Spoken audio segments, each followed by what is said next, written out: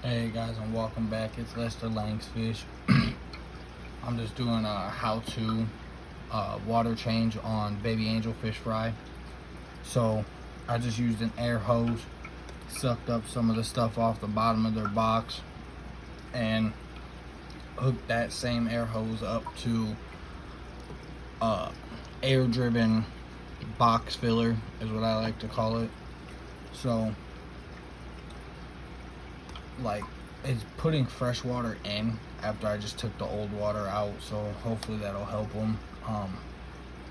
But nah, I'd have to talk about a few other things too. So like, I see a lot of other people like asking in other content creators comments about like, what's the hardest part of being online fish retailer? And honestly, I'd have to probably say making sure all your fish are organized, and being able to go through all your tanks, like to have the perfection of knowing that people are gonna want to buy from you, because a lot of us started up our websites not knowing if we were gonna actually get business. But then there's others that are like, oh, okay, I'm just gonna start it and I know I'm gonna get business right away because they know people. But no, so like, even with our German blue rams, like there's a point where like I didn't import them, but I bought them from another person who did import them and their parents. So like that there, like I'm looking at them and like I could tell the quality of a fish. Even with my guppies, like I could tell the quality of my fish that I have. And that's just how it is when, you're breeding at a high rate and a high speed. Like, you're not always going to be able to tell, but 95% of us can tell high quality from low quality fish. And that's just how it is, guys. I mean, some people might sell you some low quality fish. Some people might sell you fish that are like medium quality, and I would consider medium quality as like they're colorful, but they got messed up fins, they got, messed up spines, stuff like that.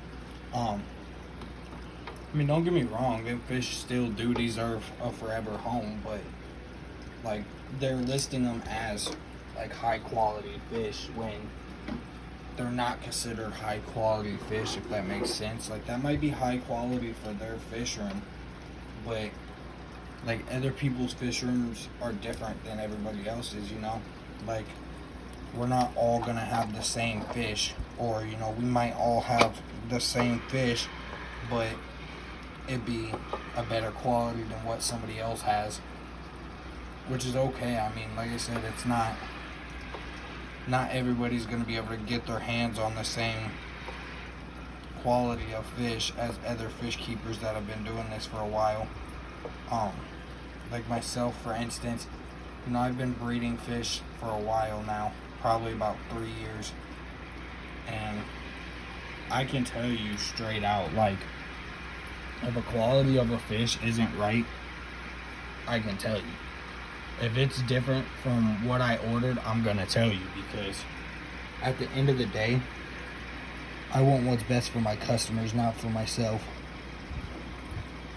Yeah, it's nice to be able to sell fish and, be able to bring in new fish, but at the end of the day, I'm not going to sell you some jankety quality fish that I wouldn't even sell to myself.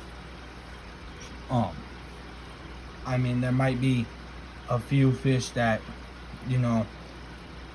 I have that you've seen in other videos that have like it was explaining in one of my other videos, like messed up tail fins. That's curable. But like bent spine, Popeye, bloat, none of that is actually really curable. Everybody says that it's curable, but in all reality, it's not. And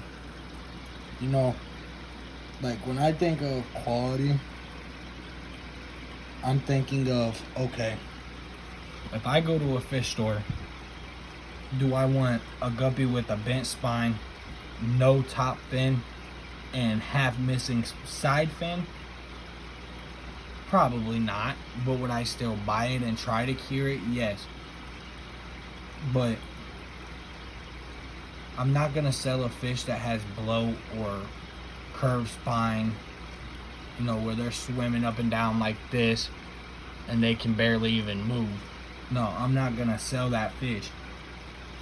If it has like a messed up tail that was just like from different water parameters, or another fish bit them off, or that's how I bought it, sure, I'm gonna cure it or try my best to cure it. And if I can't, I'm gonna sell it for a lower price to another hobbyist to try to see if they can maybe heal it. Because every state has different products for that kind of situation. Like, not all states are the same. And like, I guess it's one of them things, like, everybody thinks that, quality or quantity over quality is a good thing. And for some fish keepers, like I said, for some fish keepers, that might be the case. But for myself, I'm looking at quality and quantity. It's all about, like, in my fish room, running a business out of a small business, selling fish online website. I'm looking at fish that I have multiple of, that are healthy and ready to be shipped to a new home. Like, I can't sell a fish that is sick. I can't sell a fish that is floating upside down. But like, the hardest part for myself in my fish room is running out of my own home on a website and able to be able to get some really good photos like I do of our fish that we have in stock. And I think the reasoning is for that is because fish are very hyperactive. So it's not like, you could just, like, look at the angelfish. Even without that bubbler just a little bit ago, I had the water that was coming back into their box very low. And like, they were still bouncing all over the walls. So it's not like, you're not going to be able to get every fish to sit still, if that makes sense. But no, I'd have to say, like, I look specifically for quality over quantity.